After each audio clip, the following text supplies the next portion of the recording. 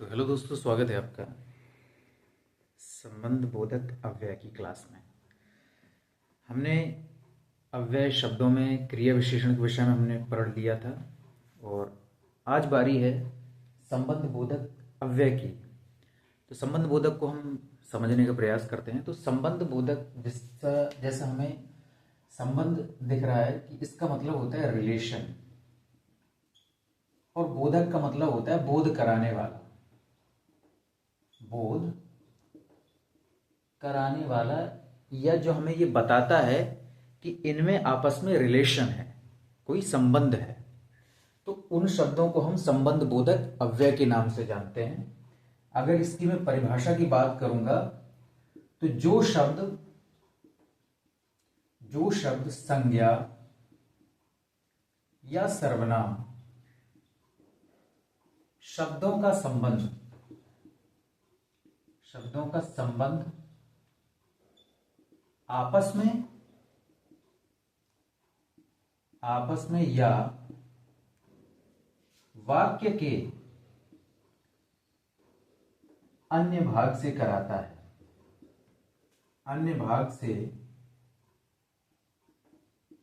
कराता है, उसे हम संबंध बोधक अव्यय कहते हैं। ये ध्यान रखना है कि जो भी संबंध बोधक अव्यय के शब्द होंगे उनमें या तो संज्ञा, दो संज्ञा शब्द होंगे, या एक संज्ञा दूसरा सर्वनाम हो सकता है, या पहला सर्वनाम दूसरा संज्ञा हो सकता है, या दोनों संज्ञा शब्द हो सकती हैं, या दोनों सर्वनाम भी हो सकते हैं। तो आपस में उनका रिलेशन बताया जाता है। और विशेष बात क्या है कि जिस वाक्य में संबंध बोधक अव्यय शब्दों का उल्लेख होगा उसमें आपको दो संज्ञा या एक तो दो संज्ञा हो सकती हैं, या संज्ञा सर्वनाम हो सकता है, या सर्वनाम हो सकता है, या यहां पर सर्वनाम यहां पर संज्ञा, कुछ भी हो सकता है। इनका होना अति आवश्यक है, क्योंकि हम जैसा संबंध भी देखते हैं तो हमें वैसा परिभाषा के अकॉर्डिंग भी हमें चलना पड़ता है कि संज्ञा और सर्वनाम शब्दों का संबंध या तो आपस में बताया जाएगा, और जब आपस में नहीं बताया जा रहा होगा तो वाक्य के किसी अन्य भाग से बताया जाएगा। वाक्य का अन्य भाग क्या हो सकता है? वो भी या तो संज्ञा होगी, क्रिया से संबंध तो बताएगा नहीं, ठीक है। क्रिया से रिलेशन बताएगा तो फिर वो क्रिया विशेषण कहलाएगा। रिलेशन किससे बताएगा? संज्ञा शब्दों से, संज्ञा का सर्वनाम से, सर्वनाम का संज्ञा से, या सर्वनाम का सर्वनाम से, या संज्ञा का संज्ञा से। वो होता है संबंध बोधक अव्यय। चलिए हम इसके कुछ उदाहरणों की बात करते हैं। तो उदाहरण इसके किस तरीके के बनते हैं उनके विषय में हम चर्चा करने वाले हैं।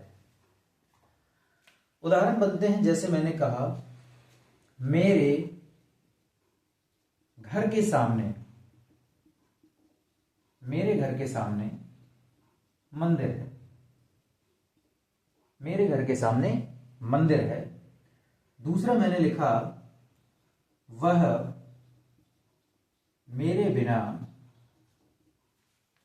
नहीं जा सकता। वह मेरे बिना नहीं जा सकता। अगला मैंने लिखा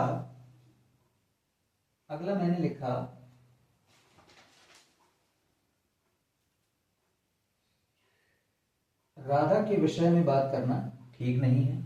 अगला मैंने लिखा राधा के विषय में बात करना ठीक नहीं है। अब हमने 3 वाक्य लिखे, तीनों में देखो कहीं ना कहीं किसी न किसी संबंध अवश्य पता चल रहा होगा। इसमें जो मेरे घर का संबंध है वह सामने के मंदिर से है, और संबंध दर्शाने वाला शब्द कौन सा है? तो ये के सामने। अगला लिखा है वह मेरे बिना, तो यह वह शब्द है, और वह मेरे बिना नहीं जा सकता है। तो मेरा संबंध उससे पता चल रहा है। किससे पता चल रहा है? बिना से। अब राधा के विषय में बात करना ठीक नहीं है। अब राधा के विषय में, एक तो राधा, दूसरा उसका एक विषय, कि उसके विषय में, उसके बारे में बात करना ठीक नहीं है। तो इसमें इसमें भी आपस में दो लोगों से संबंध हो गया या उसकी विषय से उसका संबंध होगा, रिलेशन हो गया।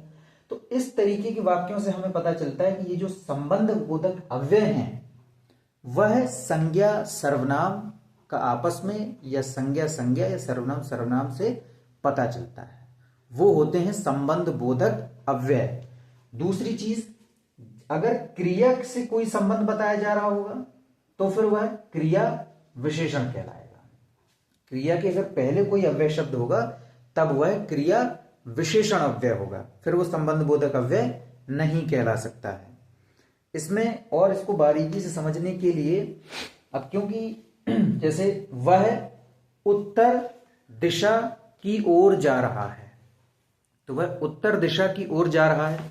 अब इसमें दिशा का जिक्र हो रहा है, अब रिलेशन भी पता चल रहा है कि भाई वह किस तरफ जा रहा है, तो वह उत्तर दिशा की ओर जा रहा है।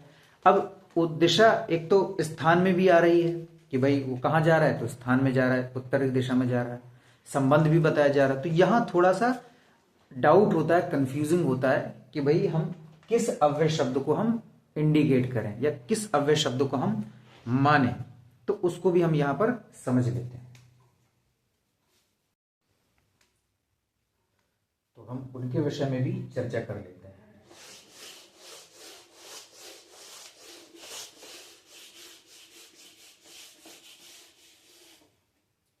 डाउट कहां आता है? डाउट आता है स्थानवाचक क्रिया विशेषण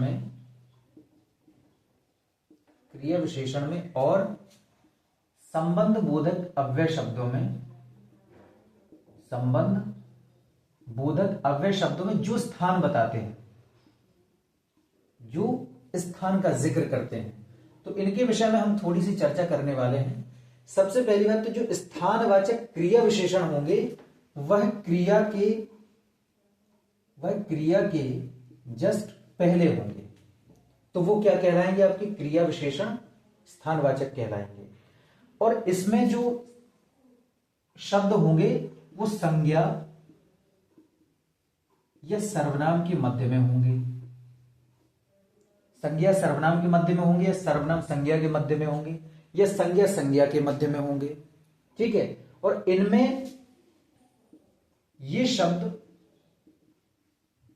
संबंध बताने का कार्य करते हैं, संबंध बताते हैं, और किंतु ये संबंध नहीं बताते, ये संबंध नहीं बताते हैं, ये संबंध नहीं बताते हैं। ये क्रिया की खूबी बताते हैं, खूबी बताते हैं, या कहें तो हम विशेषता बताते हैं, क्योंकि क्रिया की विशेषता बताने वाले को हम क्रिया विशेषण कहते हैं।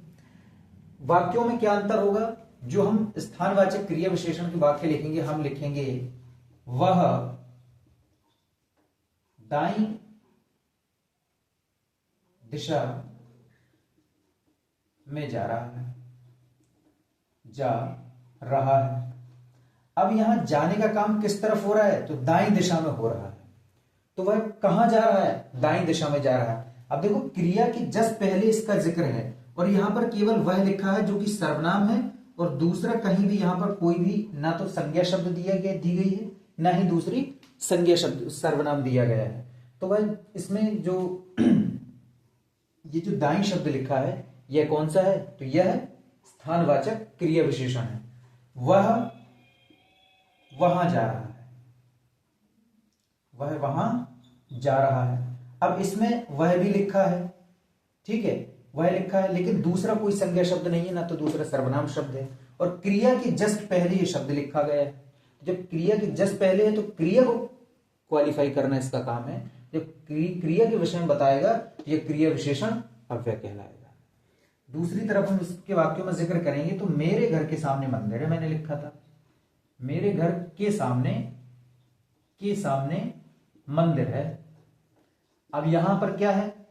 मेरे भी लिखा है, घर भी लिखा है, मंदिर भी लिखा है। एक तो सर्वनाम शब्द, दूसरा संज्ञा शब्द, तीसरा भी संज्ञा शब्द। तो यहां पर संबंध बताने वाला कौन है? के सामने। तो ये कौन सा है? ये संबंध बोधक अव्यय है। अब स्थानवाचक किस तरीके से हम समझेंगे? मेरे लिए, जैसे वह छत पर खड़ा है, वह छत पर खड़ा है। अब ये खड़ा है, एक तो ये क्रिया में हम प्रॉपर रूप से नहीं कहेंगे क्योंकि कार्यरत क्रिया नहीं है, ये स्टेबल क्रिया है कि भाई एक स्टेबिलिटी उसके अंदर कि वह खड़ा हुआ है। तो यहां पर वह है, छत भी है, और जो संबंध बोधक अव्यय शब्द वह क्या है? वह पर है। तो जो वह का, उसका और छत का संबंध हमें इस पर शब्द से पता चल रहा है कि वह कहां पर खड़ा है, तो वह छत पर खड़ा है। तो ये किसको दर्शा रहा है? ये संबंध बोधक स्थानवाचक अव्यय को दर्शा रहा है। ये कुछ बेसिक से फर्क होते हैं। मैं कुछ और वाक्यों का हम मुंह जबानी से जिक्र कर लेते हैं मेरी किताब से। जैसे स्थानवाचक क्रिया विशेषण में लिखा है मैं वहां जा रहा हूं, तो मैं कहां जा रहा हूं? मैं वहां जा रहा हूं। अब जा रहा हूं कि जस्ट पहले है वहां, क्रिया को बता रहा है कि वह कहां जा रहा है, तो वहां जा रहा है, क्या क्रिया विशेषण हो जाएगा जो स्थान बता रहा है। जैसे श्याम चारों ओर घूम रहा है, तो वह कहां घूम रहा है? तो वह चारों ओर घूम रहा है ना। वह पास में टहल रहा है, कहां टहल रहा है? तो वह पास में टहल रहा है। वहीं स्थानवाचक में करेंगे तो हम, तो जैसे वह मेरे लिए यहां आई है, तो वह एक तो वो लड़की और वो एक दूसरी लड़की, तो वो दोनों लड़की आपस में बात करके कह रहे हैं कि वह मेरे लिए यहां आई है। तो दो संज्ञा शब्द हो गए, और उनका दर्शा संबंध कैसे पता चल रहा है? यहां से। और यहां शब्द क्या है? स्थान को दर्शाता है।